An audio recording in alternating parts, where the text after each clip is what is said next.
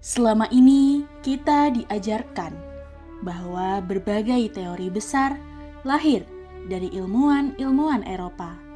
Kita mengenal Isaac Newton sebagai bapak fisika, Johannes Kepler sebagai pelopor astronomi modern, atau Francis Bacon sebagai tokoh metode ilmiah. Seolah-olah sebelum mereka hadir, dunia masih berada dalam kegelapan ilmu pengetahuan. Namun, benarkah sejarah sesederhana itu? Bagaimana jika ternyata sebagian gagasan yang membuat nama mereka terkenal sudah pernah dibahas berabad-abad sebelumnya oleh ilmuwan Muslim?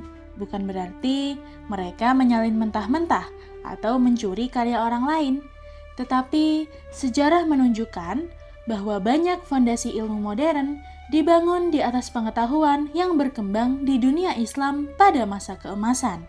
Sayangnya, nama-nama para ilmuwan Muslim ini jauh lebih jarang muncul di buku pelajaran populer. Akibatnya, banyak orang mengira bahwa dunia Islam hanya menjadi penjaga ilmu pengetahuan Yunani, bukan pencipta gagasan baru. Padahal faktanya jauh lebih menarik. Dalam video ini, kita akan membahas beberapa teori ilmiah yang sering dikaitkan dengan ilmuwan dunia, tetapi ternyata memiliki akar yang jauh lebih tua dalam sejarah Islam. Mitos atau fakta? Mari kita telusuri satu persatu. Ketika berbicara tentang metode ilmiah, nama Francis Bacon hampir selalu disebut sebagai pelopornya pada abad ke-17. Ia memperkenalkan pentingnya observasi, eksperimen, dan pengujian sebelum menarik kesimpulan. Pendekatan ini menjadi dasar perkembangan sains modern. Namun, sejarah menunjukkan bahwa konsep serupa sudah dipraktikkan jauh sebelumnya oleh ilmuwan Muslim.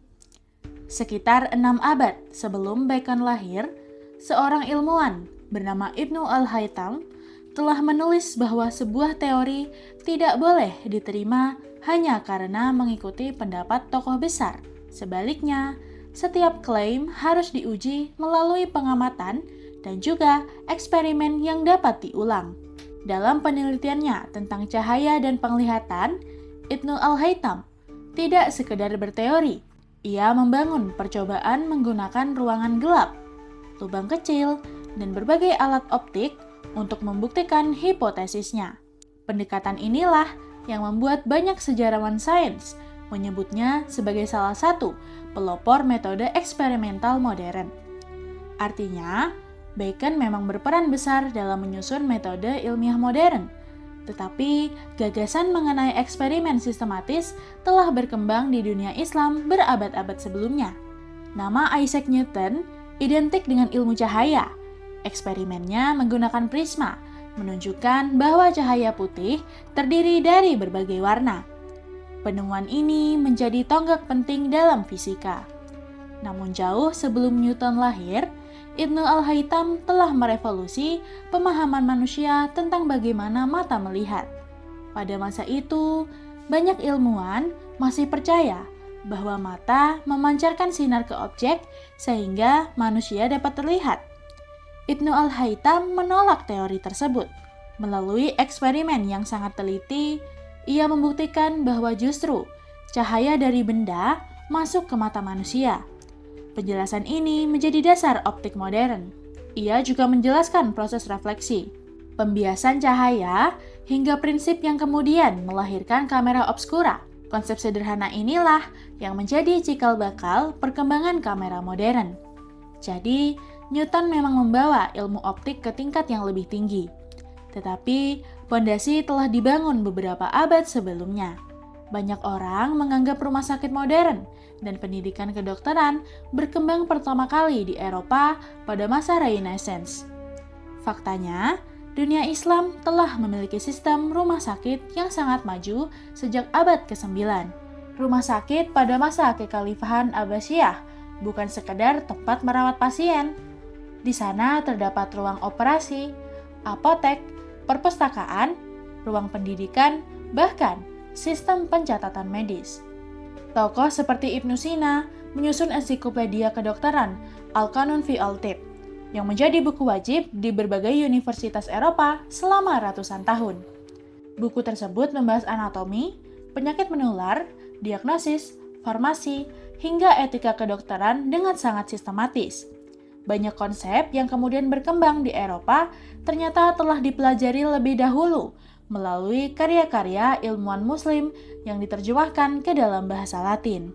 Nama Johannes Kepler sering disebut sebagai ilmuwan pertama yang menjelaskan bahwa planet bergerak dalam orbit elips. Memang benar, hukum Kepler menjadi salah satu pencapaian terbesar dalam astronomi. Namun sebelum Kepler, para astronom Muslim telah melakukan pengamatan langit dengan tingkat akurasi yang luar biasa. Mereka mengembangkan observatorium raksasa, memperbaiki instrumen pengamatan, menghitung posisi bintang, memperbarui tabel astronomi, dan mengoreksi berbagai kesalahan dalam model sebelumnya. Tokoh seperti Nasir al-Din al-Tusi bahkan mengembangkan model matematika yang dikenal sebagai Tusi-Couple, sebuah konsep geometris yang kemudian ditemukan memiliki kemiripan dengan model yang digunakan dalam perkembangan astronomi setelahnya.